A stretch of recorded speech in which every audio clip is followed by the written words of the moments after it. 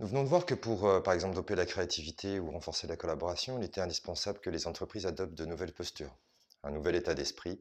C'est déjà pas évident, mais c'est pas suffisant si l'entreprise veut s'approprier convenablement de nouvelles pratiques collaboratives. Pour que les entreprises puissent s'approprier dans les meilleures conditions possibles des nouvelles pratiques collaboratives et managériales, elles doivent aussi repenser, revoir, revisiter un certain nombre de paradigmes managériaux que je vais vous présenter. Je vais vous en présenter 6 qui ont un lien bien évidemment avec les 6 piliers, les 6 postures. Le 1er paradigme managérial s'intitule l'identité. Alors ça veut dire quoi? Ça veut dire que si vous voulez renforcer la confiance et développer l'authenticité, vous ne pouvez pas le faire avec la règle. La règle, elle est faite pour gérer l'organisation. Ça doit être fait au niveau identitaire et notamment avec des valeurs. Les valeurs sont faites pour gérer la relation. La confiance n'est pas quelque chose qui se décrète, elle se construit et elle se démontre, elle se prouve. Donc c'est la raison pour laquelle il est très important de l'ancrer au niveau des valeurs de l'entreprise. Et ça ne doit pas simplement être des valeurs de type marque employeur, mais vraiment, vous le verrez dans d'autres vidéos, utiliser et valoriser le plus régulièrement possible. Finalement, faire confiance aux autres nécessite de co-construire, idéalement, des valeurs pour passer d'une certaine manière à une culture de la règle qui est régie par le contrat de travail, à une culture des valeurs qui est régie par un nouveau contrat collaboratif. C'est à cette condition, c'est après avoir défini des valeurs et avoir ancré la confiance, par exemple, au niveau des valeurs, que les entreprises pourront autoriser et protéger les collaborateurs qui se montrent authentiques et que les collaborateurs se sentiront autorisés, par exemple, à s'exprimer en toute authenticité sur leurs émotions ou leurs ressentis.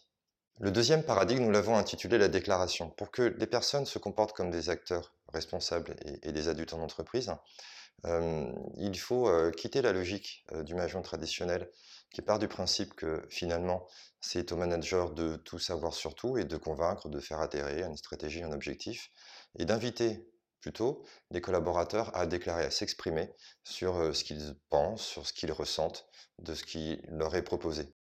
Donc on voit bien qu'aujourd'hui, nous sommes dans un monde qui est tellement complexe qu'il me paraît impossible pour un manager de savoir avec précision exactement ce qu'il faut faire, que ce soit au niveau de l'organisation, au niveau de la collaboration. Si vous voulez que les collaborateurs se comportent de manière responsable, s'expriment et deviennent auteurs de leur épanouissement et de leur performance, c'est très important que les managers adoptent un processus de déclaration, d'expression, qui consiste, au lieu de convaincre par un beau PowerPoint que, par exemple, la stratégie est la meilleure parce que elle a été décidée au niveau de la direction, c'est plutôt de soumettre ce qui a été souhaité, imaginé par la direction, puis de demander aux collaborateurs ce qu'ils en pensent et de les inviter à enrichir les réflexions s'ils le souhaitent. Le deuxième paradigme, qui est la déclaration, consiste à passer d'une logique de persuasion à une logique d'autorisation d'expression, de déclaration des collaborateurs sur des sujets aussi variés. Par exemple, l'exemple que je vous montre concerne la déclaration des collaborateurs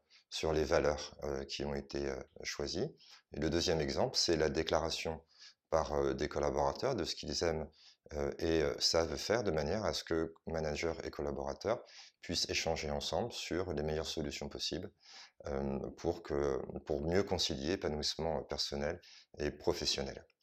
Le troisième paradigme, nous l'avons intitulé ouverture. Alors pourquoi ouverture? Tout simplement parce que pour que les entreprises puissent évoluer avec le maximum de sérénité dans un environnement complexe et imprévisible, elles ont besoin de miser sur toute leur intelligence collective, à savoir identifier et valoriser des potentiels, des aptitudes de collaborateurs qu'elles méconnaissent, parce que le seul outil qu'elles ont à leur disposition aujourd'hui, c'est la gestion des compétences. Or, on voit bien que pour évoluer, générer des nouvelles idées, ça ne repose pas simplement sur des compétences techniques, mais ça mobilise, ça sollicite de nouvelles aptitudes que certains appellent les soft skills, comme par exemple l'empathie pour mieux connaître les besoins de ses clients ou l'évolution de leurs besoins, comme par exemple l'esprit critique pour mieux mettre à l'épreuve des idées qui sont imaginées. Donc ça sous-tend que l'entreprise ajoute à la notion de hard skills, donc de gestion des compétences, la notion de soft skills. Le quatrième paradigme, nous l'avons intitulé la co-construction. Pour pouvoir évoluer dans un environnement complexe tel que nous le connaissons aujourd'hui, les entreprises, nous l'avons dit, ont besoin de miser sur l'intelligence collective, de valoriser cette diversité de points de vue, de ressentis, d'idées, et puis aussi peut-être de s'émanciper de l'idée selon laquelle seuls les chefs et les experts savent ce qui est bon pour l'entreprise, et parce que nous entrons dans un monde aujourd'hui où l'expérience acquise ne permet pas forcément de pouvoir appréhender avec le maximum de sérénité et d'efficacité un futur qui ne ressemble en rien, enfin de moins en moins, à ce que l'on a vécu. Donc ça veut dire que le paradigme de la co-construction, c'est tout simplement inviter le maximum de collaborateurs à s'exprimer sur un certain nombre de sujets et de manière à pouvoir bénéficier de toute cette diversité, de toute cette mixité, parce qu'on sait très bien que les meilleures idées sont souvent le fruit d'échanges de points de vue différents.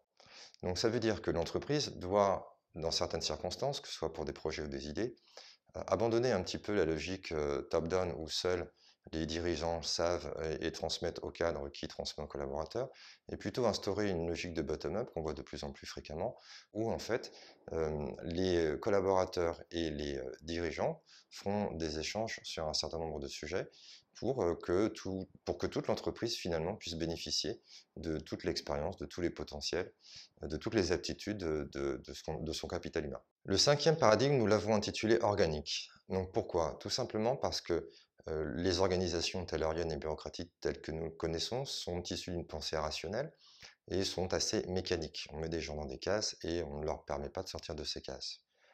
Or, si une entreprise veut être plus agile, si elle veut bénéficier de la diversité des talents et des potentiels tels qu'on vient de voir, elle a besoin d'instaurer des instances qui permettent à des personnes de se réunir, de se regrouper pour échanger sur des idées, pour échanger sur des projets, de manière à améliorer l'existant et trouver de nouvelles idées. L'idée n'est pas de réformer l'organisation mécanique, ni de remettre en question les organigrammes ou voire même de réformer complètement les conventions collectives. On sait très bien que c'est très difficile. L'idée, c'est de préserver le mécanique et d'ajouter de l'organique à travers notamment des communautés, à travers des groupes de travail transverses. Le dernier pilier est l'expérimentation. Pour pouvoir évoluer dans un environnement qui bouge tout le temps et qu'on ne peut pas prévoir, les entreprises ont besoin d'être réactives et proactives, ça nous l'avons vu. Pour pouvoir se différencier de ses concurrents, elles ont besoin d'être innovantes. Pour pouvoir être innovantes, elles ont besoin d'être audacieuses. Et l'audace n'est pas compatible avec le management traditionnel dont le fondement est basé sur la maîtrise des risques. Très souvent, quand on intervient en matière d'innovation managériale, on nous demande si ce que l'on va proposer ou si ce qui va ressortir des groupes de travail va marcher. On n'en sait absolument rien. C'est pour ça que les entreprises doivent s'autoriser à échouer et passer d'une culture de la maîtrise des risques à une culture de l'expérimentation. D'ailleurs, l'innovation managériale, telle qu'on l'a dit depuis le début, c'est une expérimentation permanente. Voilà, vous venez de découvrir les 3 P. Nous avons construit cette matrice pour aider les entreprises à prendre conscience d'un certain nombre de dimensions qu'il est important d'explorer quand on s'engage dans un projet d'innovation managériale. Cette matrice a pour objectif d'aider les entreprises à identifier l'un ou les piliers sur lesquels elles doivent innover, leur permettre également de prendre conscience de l'importance de changer d'état d'esprit et donc peut-être d'adopter de nouvelles postures, mais pas seulement au niveau managérial, mais dans toute l'entreprise, et surtout de prendre en considération les nouveaux paradigmes qui vont faciliter l'appropriation des nouvelles pratiques managériales qu'elles souhaitent ancrer dans leur entreprise. J'espère que cette matrice vous sera utile et peut-être vous permettra d'identifier là où vous devez agir en priorité si vous engagez dans un projet d'innovation managériale. À bientôt!